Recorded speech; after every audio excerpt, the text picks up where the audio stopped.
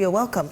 And I see you're already ready to present to us something on the screen. Tell us what you're going to present to us, and let's get into it right away. All right. So, as we all know, on Friday, government had a meeting with all the civil society organizations, and the minister provided an update on the fight against illegal mining. I just want to skip some of the basic facts and get into the substance of that presentation, because there's been a lot of conversation about what government is really doing to deal with the elephant in the room. But I want us to first start off with the status of illegal mining at the beginning of the year. We do have a total of 288 forest reserves. 44 have been besieged and impacted. Out of this 44, we have 9, we met 9, which were designated red zones, which means that you could not penetrate them because they were protected by heavily armed thugs. Now, if you look at the numbers, in terms of the forest reserves, we had 5,500 hectares of land, or we do have still, which is equivalent to some 7,500 football pitches. So this is basically the extent of the devastation, across board. This is just the status at the beginning of the year. I think I've already gone through this. The illegal mining hotspots that we have in the country basically are found in the Ashanti, the Western, and the Western North regions in that particular regard. I did say that 44 have been besieged and impacted. Now, out of that 44, 9, like I said, were controlled by armed illegal miners. 12 have frequent incursions, 18, the situation is medium, and then 5 generally under control. So these are the red zone forest reserves, which as of now have actually been repossessed. The Jimira and Jimira extension of Mafao Hills, Tano area of Fing Shelter Belt, Ariaso East, Ariaso South, Subri. And these are the areas you say was initially taken over by armed thugs. But right now, thankfully, all of them have been repossessed. Yes, there have been some mild incursions into them, specifically the Offing Shelter Belt. That was, I think, last 2 weeks. But NIMOS was immediately deployed, and they've been able to deal with the issue. Where are these armed thugs really? Where are they now? Currently, they've been brought to Accra. As the AG said, they are being lined up for prosecution. So we'll provide that update shortly. I think this is just the graphical overview, the extent of the devastation. We can all appreciate the impact of the illegal mining. We've been telling that story over and over, so I'm sure we can skip those. Yes, exactly. The point I want us to come to is, of course, these are also parts of the effects. Babies being born with the deformities. All of that featured in the minister's presentation last week. But so what we did was to identify the causes of the problem, why we are here. We recognized that there was limited awareness on the environment. Weak enforcement was also part of the issues. Unemployment, poverty and limited access to opportunities, corruption among political elites, then the global demand for gold also was part of the reasons why people were engaging in illegal mining. So what did we decide to do? And this is the thrust of the presentation, our multi-pronged approach to addressing the menace of illegal mining. So based on our diagnosis and the assessments that we had, we decided to categorize all our measures under basically 5 tenets. The first has gotten to do with stakeholder education and collaboration, regulatory reforms, strengthening law enforcement, reclamation of the degraded lands and restoration of polluted water bodies, and then also the provision of alternatives, alternative means of livelihood. So this is basically, if anybody is interested in what government has been doing so far,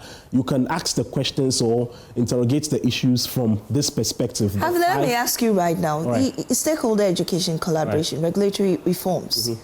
I mean, LI 2462, we haven't still not been, how they call it? Repealed. Right. Strengthening law enforcement. Right. I don't know how far that has been done. Reclaiming degraded lands, restoration of polluted water bodies. We haven't seen much yet. Right. Now, stakeholder education is what I'm a little bit interested in. When you say stakeholder education and collaboration, is it a matter of educating the Galamseyers or the community people? Exactly. And even if you've started, is it really sinking in? Because what we're hearing from other researchers that have come up is that these people who have, there's think about 4 million people, you know, who are relying on Galamsey for their livelihoods. Exactly. What kind of education will turn the minds of these people from Galamsey? You see, the point is that, again, the numbers are true. A lot of people are involved. It's an active economic enterprise.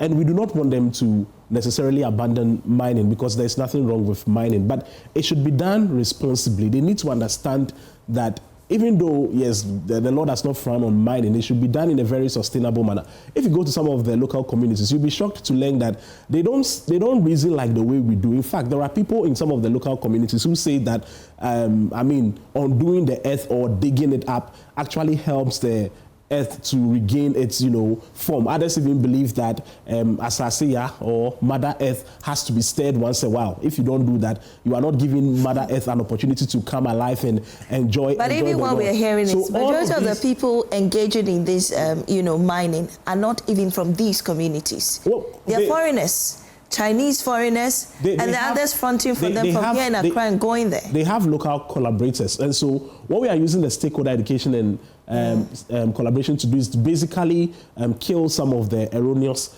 impressions. Let me now get into them properly. So basically what we are doing is to have those extensive conversations across board. As of now, we have done a lot actually. We have engaged parliamentarians, people, the Council of State members have been engaged, the Ghana Armed Forces, the Ghana Police Service. All of the individuals or organizations listed here have all been engaged. Another advantage of the engagement is that you are able to just before you come in, you're able to collate opinions and ideas on what governments can do better to enhance the fight against illegal mining. I thought you were coming in. Yes. When you say you engage them, what do you tell them? So basically, like we did on Friday, we provide updates on what government is doing so far, and then we open our measures we open them up for interrogation, because yes, sitting at the ministry, we have a fair understanding of what we are doing, but there may be opinions across board that could help, and so we only rake in those opinions. Schandorf, let's be candid here. You think these people you invited to the president's meeting didn't have an idea already of what you're doing? Because really, governor has been in office roughly 8 months. They have told us time and again what they're doing. We know of NIMOS, we know of the Blue Water Guard. All these things you have told us over and again.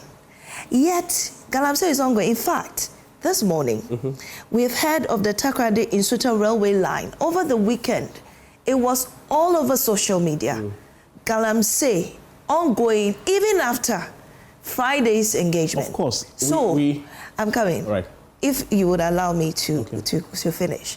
We know the problem. Or let me just say, Ghanaians know the problem. They know what is happening. What many think government isn't doing is hitting the nail on its head. That there is not much being done to turn things around. We have gone to these forest reserves with soldiers over and again. We have all the operations you can think of, the education and whatnot, and yet still Galamsey is even more rife now that government is in power. So really, the push for a state of emergency is still on the table. I think. And you think there's the point to declare a state of emergency is it now? We are going to get there. I can see the. Because we don't have time. We don't have the luxury of time. We have 3 minutes. Now, so I've mentioned stakeholder engagement. You had taken all of it. We are done. We are doing this.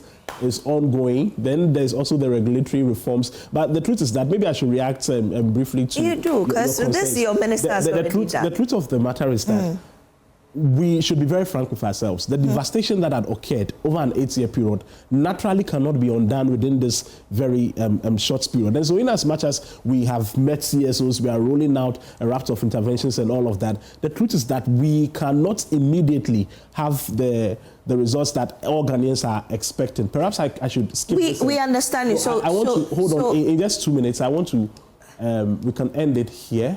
This is what we are working towards. Perhaps if you want to judge us moving forward, you can use this metric. We want to operationalize a full operationalization of the reviewed mining and minerals law. That is part of the regulatory reforms by end of 2016. All forest reserves and water bodies will be free of illegal miners in the shortest possible time. That we can assure. The Tree for Life Reforestation Initiative to reclaim that one, reclaim the degraded lands is also ongoing. We should have that full result within the shortest possible time. Then by the end of 2027, 70% of young people who are involved in illegal mining would have been taken and absorbed out of that enterprise. We're also working on significant improvements in the turbidity levels of the water, adequate investments in geological investigations, and then full collaboration with stakeholders. In the long term, this is what we are hoping to achieve, that Ghana gets to the forefront of illegal mining. And in conclusion, this is the most important aspect of all. I've already said that even if you have a competent raft of interventions, very intelligent ideas, and you don't have this political will, you will go nowhere, which is basically the willpower to deal with people, regardless of their political affiliation and all of that. The president is committed, and so maybe this is why I'll say thank you, because you are saying that our time is up. But Mamiesi, by and large, government is working assiduously around the clock. Listen, the results will the Takoradi Nsuta railway line is destroyed. Right. Okay. This, to me, and to many viewers out there, is the situation is out of control. This is a railway line. Taxpayers' money have been used to construct, and illegal miners have destroyed it. So will you come again and tax me or those watching or the Ghanaians out there to go and pay taxes again for this same railway line to be reconstructed? So what even are you doing about this morning? This thing you saw? It's a development that has come. I am also the spokesperson for NIMOS, the National Anti-Illegal Mining Operations Center. Right. The Secretariat has taken notice of this, and I'm sure we'll communicate the measures that we are rolling out on this particular matter by close of day, because it's an issue of importance. Indeed, there are other developments which are as gory, worse like this. All of them are under control. Thank you very much, Schandorf, for your time on our desk.